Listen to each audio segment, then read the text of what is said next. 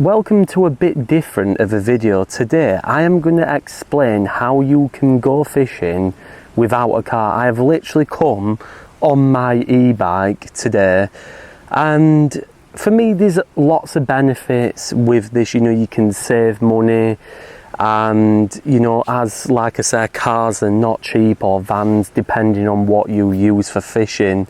And there'll be a lot of people out there what don't drive, and you know, it's still good to see them people get fishing. Don't get me wrong, it does have its limitations, but the main thing is that you can get out and get fishing. So the setup I've got today is literally a short landing net handle. This is the Discover one. I reviewed this a bit back, and then I've just got a nice 18-inch landing net, just so it's easy enough to go on the back of the bike. The next thing, tub of sweet corn. That is literally all I've brought with me today. That's all I'm going to be feeding. The next thing, I've also brought this. This is so short, it is unreal. This is actually a rod I bought off Temu, which I will be reviewing, and this is fantastic because it goes up, it sort of like breaks up into loads of little pieces, so I'm not obviously holding a big rod on the bike. This is why this setup is brilliant. The next thing, I've got a little bag, you know, that goes straight on the back of the bike. Again, this was from Temu. I've got things like Discorder in here, hook clamps, scissors, stopwatch, which I did forget to set actually, which I'll just set that right now. And it's got like multiple compartments, and then obviously like things like catapult, I've got that. And it just really is a very good way to get fishing. I'm going to show you people the setup that I've got currently. We've got my little Temu rod on a Delkim alarm, and what I'm using is the little metal rods to stick them into the ground. The reason I'm using alarms is obviously because using a feeder chair would be a bit of a struggle. You could use a little bank stick and just watch the end of the quiver tip, but I just like the use of alarms. I think it's a bit easier. So essentially what that means is if the carp or whatever does take it, the bobbin will hit against the alarm, and then that'll be it. There's a few signs of fish. I've had no bites yet, but I definitely think one's coming. I'm just feeding up a little bit at the minute and stuff.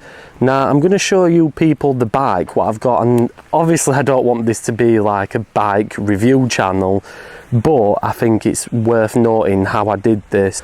So essentially this is the bike, and what you want something that's got a little bit of storage area on the back. That is why I went for the small bag, so I could put it on the back of the bike. And then the landing net handle, you want to keep it small. You don't want a 3 meter or anything long like that. I just literally went with a 2.2 meter, and then it just slid against the handlebars and it just went straight through. That way it made it easy for me to carry it. Like I said, I didn't want a massive landing net handle. And as I always say, you don't always need alarms. You could just swap the alarm with a butt rest, but again, I just prefer using alarms sometimes with my fishing. I just find it's easier. One thing I would recommend if you go into a venue where there's bigger carping and stuff is definitely try and get an unhooking mat. Some small, some a bit on the smaller size, and then also you can put the unhooking mat on the back of the bike too. I haven't got it today because the fish in here, they're big, but you know, there's ways and means of unhooking them. We aren't needing an unhooking mat, you know. We've just had a knock as well. Another thing to worth note as well is where is the venue you're going to. Like for me, Ravenfield Ponds is on my doorstep. It's literally like probably about 5 miles away from me. It's not far at all, about 3-5 miles. So it's not too bad. It literally didn't even take me that long on the electric bike. If you have any venues that are, let's say, 10 minutes, 15 minutes away from you, even 20 minutes away, it depends how far you're willing to travel, then you can easily do it on a bike. You can easily do it, and it's easily manageable on an e-bike. Now, could you do it on a normal bike? Yes, you can. I'm just a bit lazy like that. I prefer having the electric. And it's very good for, again, when the weather's nice, you know, even if the weather's bad, you could stick some waterproofs on and still get to the venue. But that's one thing to worth note. Make sure obviously the venue you're going to is close, or make sure you have venues around you, because you don't want to travel ridiculously far.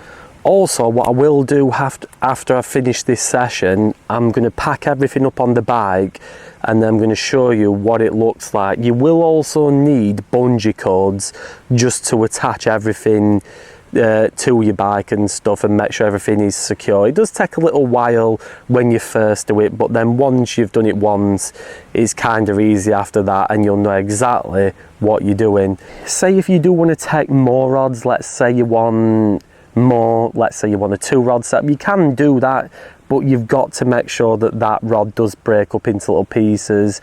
You could do it with a longer rod, you just have to fix it to the bike like I did with the landing net handle, just have it long ways going across the bike, and then that way it makes life that bit more easier and that bit more simple. Another thing to worth note as well is currently I'm just literally sat on the grass here at Ravenfield Ponds. Luckily it's dried up today. One thing I will say is if you go to places like Go Outdoors and things like that, you can get cheap chairs that are really small, that are really portable, that you can put on the back of your bike.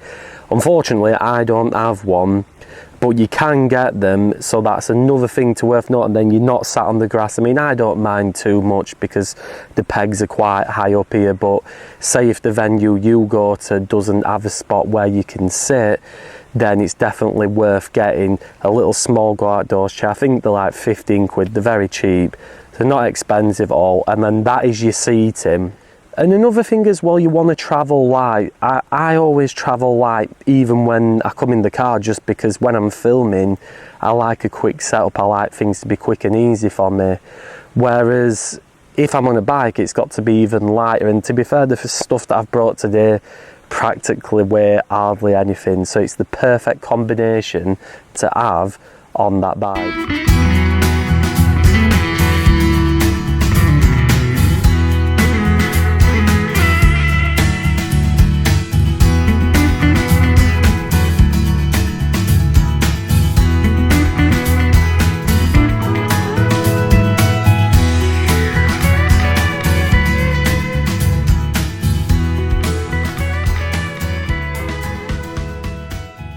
Okay, so this is how everything goes. So I've got the bungee cord here, and I've got the landing net handle going straight through the bike there, and then obviously this is the landing net here, and then this is the bag just sat right on here. Now like I say, you have got enough room for a chair, and then obviously you've got enough room to put some more bungee cords. Obviously this is all fastened down correctly, and this is fastened down good, so that is pretty much how you do it.